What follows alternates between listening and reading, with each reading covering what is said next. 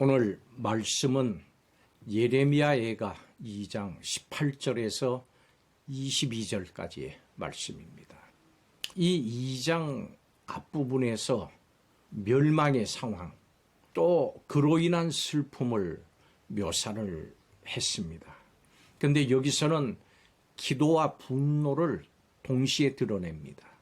먼저 예레미야는 하나님께 드리는 기도를 기록합니다. 처참한 현실 앞에서 슬픔을 억제하지 않고 마음에 있는 모든 것을 토로를 하면서 한없는 울음으로 감정을 드러냅니다. 그러면서도 잊지 말아야 할 것은 끊임없이 기도하는 겁니다.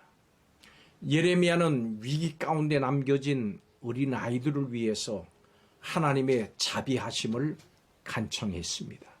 이 예레미야는 환난의 위기 가운데 남겨진 어린 아이들을 위해서 하나님의 자비하심을 간청했습니다. 그들이 살아서 대를 잇기를 간구하는 겁니다. 다른 한편으로 예레미야는 하나님을 향해서 분노 섞인 반항을 시도를 합니다. 그런데 이것은 예레미야의 불신의 표현이라기보다는 이해되지 않는 상황으로 인한 하나님을 향한 탄식입니다. 이해할 수 없는 상황을 하나하나 나열을 하면서 이 예레미야의 분노는 점점 고조됩니다. 여인들이 자식을 먹고 예언자와 제사장이 그 성소에서 죽임을 당하고 늙은이와 젊은이와 처녀들과 청년들이 다 죽어 살아남은 자가 없는 혹독한 심판의 현장을 보여줍니다. 아직 하나님을 신뢰하는 그 단계가 되기까지는 시간이 필요합니다. 아직 해결되지 않은 마음속의 분노를 표출을 하고 하나님께 밤낮으로 부르짖을 수밖에는 없습니다. 이렇게 예레미야는 하나님의 진노로 인해서 예루살렘이 도륙당하는 것을 보면서 몹시 슬퍼합니다. 그리고 그들에게 눈물을 강처럼 흘리면서 주님께 부르짖으라 이렇게 외칩니다. 과연 성도는 철저하게 이루어질 하나님의 심판 앞에서 어떻게 행해야 할까요?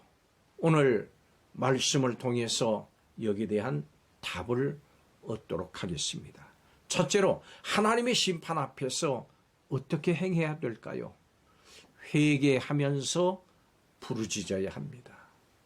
예레미야는 처참하게 멸망당한 예루살렘을 향해서 외칩니다. 슬픔이 가득한 그대로 그는 고통스러워하는 백성에게 두 가지를 요청을 했습니다. 첫째로 계속해서 울라고 합니다. 다시 말해서 하나님을 떠난 자신의 죄에 대해서 눈물로 회개하라고 하는 겁니다. 이것이 예루살렘에 있는 백성에게 가장 먼저 필요한 일이었습니다. 둘째로 자리를 털고 일어나서 하나님을 찾고 하나님께 부르짖으라고 합니다. 즉 하나님께 그들의 어린 자녀들의 생명을 구해 주시기를 간절히 기도하라고 하는 겁니다. 자녀는 그들의 생명이고 또 예루살렘의 미래입니다. 이 중요한 일을 행하라고 예레미야는 백성들에게 외쳤습니다. 이렇게 하나님의 진노의 심판을 생각할 때 성도는 무엇을 행해야 하는지 깨닫게 됩니다. 우리는 회개해야 되고 살려달라고 하나님께 기도해야 됩니다. 기도만이 살 길입니다. 하나님만을 의지해야 합니다. 모든 것을 하나님께서 주관하시고 또 모든 것이 하나님께 달려있기 때문에 그렇습니다. 하나님을 믿고 끝까지 하나님만을 의지해야 합니다. 하나님의 심판 앞에서 어떻게 행해야 될까요? 두 번째로 이 심판의 철저함을 깨달아야 합니다. 철저하게 이루어진 하나님의 심판 이것으로 인해서 예레미야는 하나님께 항의합니다. 하나님은 예루살렘에 사는 하나님의 백성에 대해서 지위 고하를 막론하고 남녀노소를 가리지 않고 심판을 행하셨습니다. 그들은 처참한 상황에 처했습니다. 심판하시기 전에 돌이키라고 여러 번 경고하셨던 하나님은 심판이 임할 때는 더 이상 죄인을 불쌍히 여기시지 않습니다. 그렇기 때문에 그 심판에서는 아무도 벗어날 수가 없습니다. 하나님의 심판이 임하기 전에 우리가 회개해야 됩니다. 심판이 이처럼 철저하게 임할 것을 깨닫고 심판을 두려워하고 그 심판이 임하기 전에 하나님 앞에 나가야 되고 하나님 앞에 눈물로 기도해야 됩니다. 하나님의 심판 앞에서 우리가 어떻게 행해야 할까요? 마지막 세 번째로 계속해서 기도해야 합니다. 기도하다가 쉬는 죄를 범해서는 안 됩니다. 예레미야처럼 우리도 슬픔과 두려움을 이 시대에 느낄 수밖에 없습니다. 예레미야는 자신의 눈으로 예루살렘이 도륙당하는 그것을 봤습니다. 이렇게 하나님의 진노의 심판이 회개하지 않으면 임합니다. 하나님의 이 심판을 피하거나 여기 살아남을 자가 아무도 없기 때문에 우리는 두려워할 수밖에 없습니다. 그 심판의 결국은 멸망입니다. 이러한 심판의 멸망 가운데서도 우리는 계속해서 기도해야 합니다. 하나님의 능력과 그 사랑을 의지하여서 하나님 앞에 나가야 됩니다. 바로 이것이 우리가 행할 마땅한 일입니다. 하나님은 진노하시는 날에 긍휼 없이 철저하게 심판하십니다.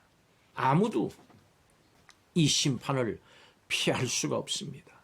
도저히 빠져나올 수 없을 것 같은 절망에서 눈물로 부르짖고 회개하고 그 속에서도 하나님의 사랑을 확신하고 계속해서 기도해야 합니다. 하나님을 믿고까지 하나님을 의지해야 됩니다.